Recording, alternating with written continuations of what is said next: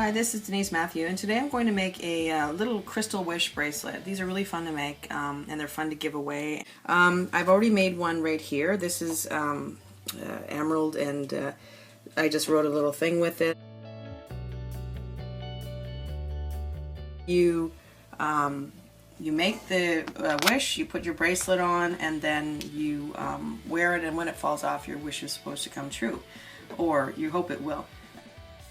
So let's get started.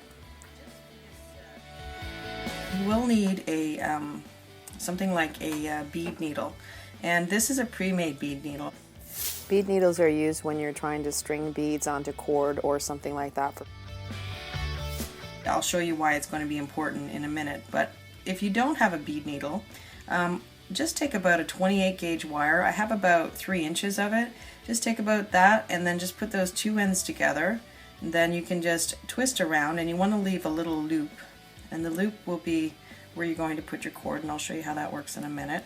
I'm just going to use my chain nose pliers just to get that all twisted. Don't twist too much, because if you do, it actually might snap your wire because it will wire harden it too much. If it's not perfectly at the tip, you can just trim back the end, and again, this can be used as many times as it works for you.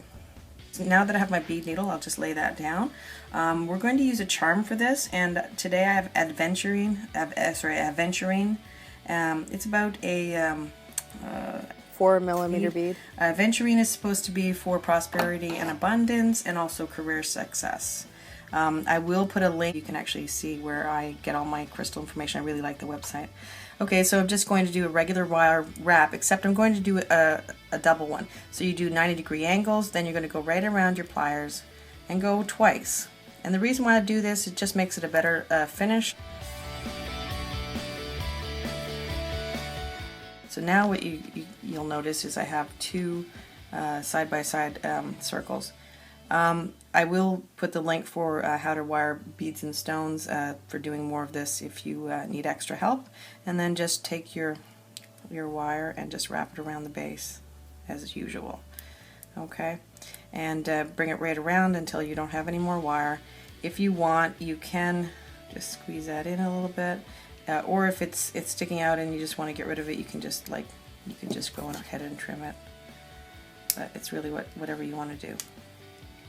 So if I trim that, that's trimmed, and my charm is made.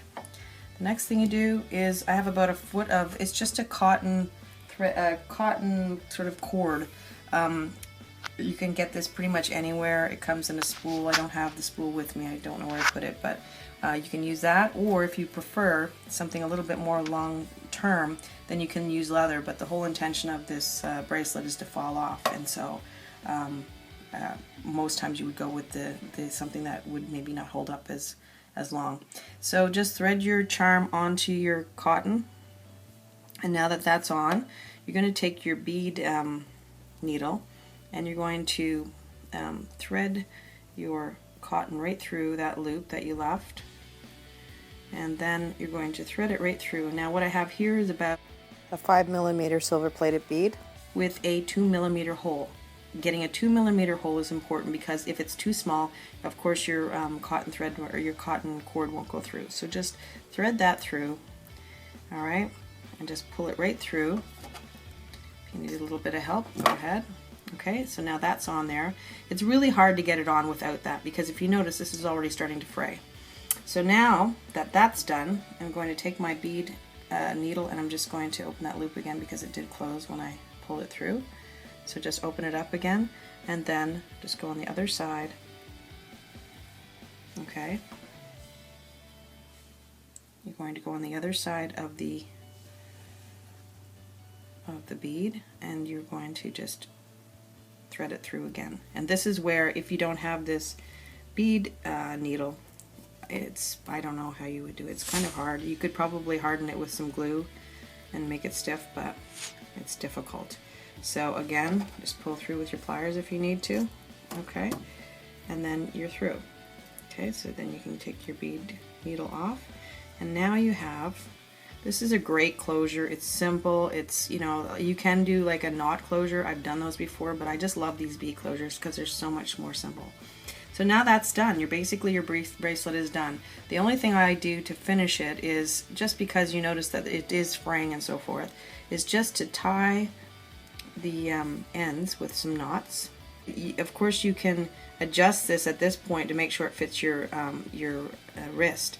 And if it is too big, then you might want to cut the tails, because the tails can sometimes be get into things. So it's really what you prefer to have. So we have 2 knots on the ends, and then now the only last thing I would do would be to take my this is a bead glue. You could probably use a crazy glue, but I just like the bead glue. You're just going to put a drop on there. Now, just when you're letting this dry, you see, just to get it. And what that's going to do is stiffen up your cord, and it will also keep it from the knot from coming out. It's just that added protection. You don't actually need it, but I like to do it. And again, when you're letting this dry, because it's going to take some time to dry, don't put it on anything that it will stick on, because it will in fact stick to pretty much anything it's on. So you can just rest it over something like like this.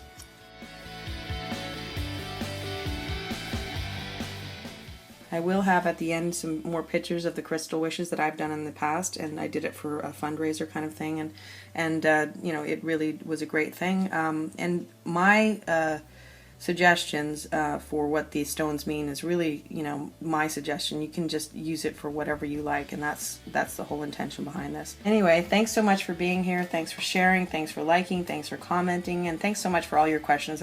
I really do appreciate it. I love interacting with you. And we'll see you next time. Thanks for coming. Bye for now.